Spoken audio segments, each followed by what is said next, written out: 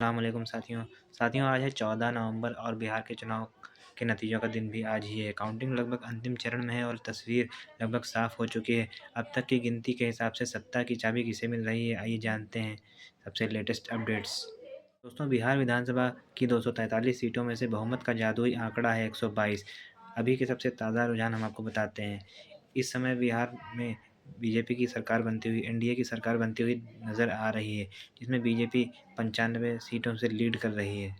दोस्तों, अगर एनडीए जीत रही है तो इसका सबसे बड़ा कारण महिला वोटरों का भरोसा और प्रधानमंत्री मोदी के नाम पर पड़ी मुहर है। दोस्तों, हम अभी तक के आपको सबसे ताज़ा रुझान बता रहे हैं, जिसमें भारतीय जनता पार्टी 89 सीटों पर 89 सीटों पर आगे चल रही है, जिसमें से 3 सीटें वो जीत चुकी है। जेडीयू 77 सीटों से लीड कर रही है, जिसमें से वो 6 सीटें जीत चुकी है।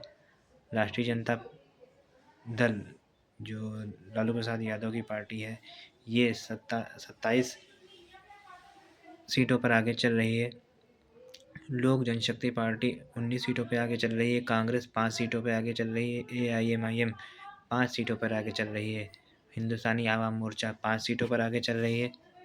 राष्ट्रीय लोक मोर्चा 4 सीटों पर आगे चल रही है। Communist party of India 1 seat पे communist party of India NDA सरकार बनाती हुई दिख रही है, जिसके पास लगभग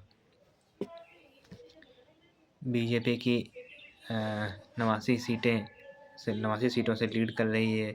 जनता दल यूनाइटेड 77 सीटों से लीड कर रही है। तो इस हिसाब से इंडिया की सरकार बनती हुई दिख रही है।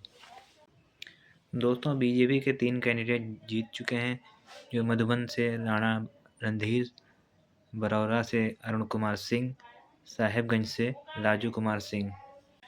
दोस्तों, असदुद्दीन ओवैसी के 5 कैंडिडेट यहाँ पे लीड कर रहे हैं, जो है जोकीहाट से मोहम्मद मुर्शिद आलम, बहादुरगंज से मोहम्मद तौसीफ़ आलम, कोचादमन से मोहम्मद सरवर आलम, अमौर से अख्तरुल ईमान साहब और बैसी से ग़ुलाम सरवर। दोस्तों, अब वोटिंग परसेंटेज की बात कर लेते हैं। एआईएमआईएम को 2.04% वोट मिला है। बीजेपी को 20.67% वोट मिला है। जेडीयू को 18.89% वोट मिला है।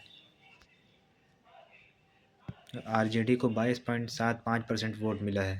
दोस्तों, यहाँ पे तस्वीर साफ दिख रही है कि यहाँ पे एनडीए सरकार बनाने जा रही है और वो कुछ सीटें अपनी जीत चुकी है और ज़्यादातर सीटों पे लीड कर रही है।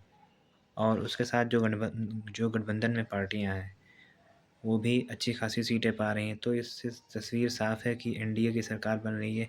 असदुद्दीन ओवैसी 5 सीटों पर लीड कर रहे हैं, जिसमें अख्तरुल ईमान साहब की सीट गारंटी से निकलते हुए साफ नज़र आ रही है। वो 38 हज़ार वोटों से आगे चल रहे हैं। तो यहाँ पे उनकी सीट तो पक्की है और बाकी दोस्तों, कांग्रेस पार्टी के लिए एक बहुत बड़ा सवाल उठ रहा है। एक नेशनल पार्टी होने के बावजूद वह केवल 4 सीटों पे आगे चल रही है। आपका इस पर क्या कहना है, हमें कमेंट बॉक्स में ज़रूर बताएं। आगे की अपडेट्स के लिए हमारे चैनल को सब्सक्राइब कर लीजिए।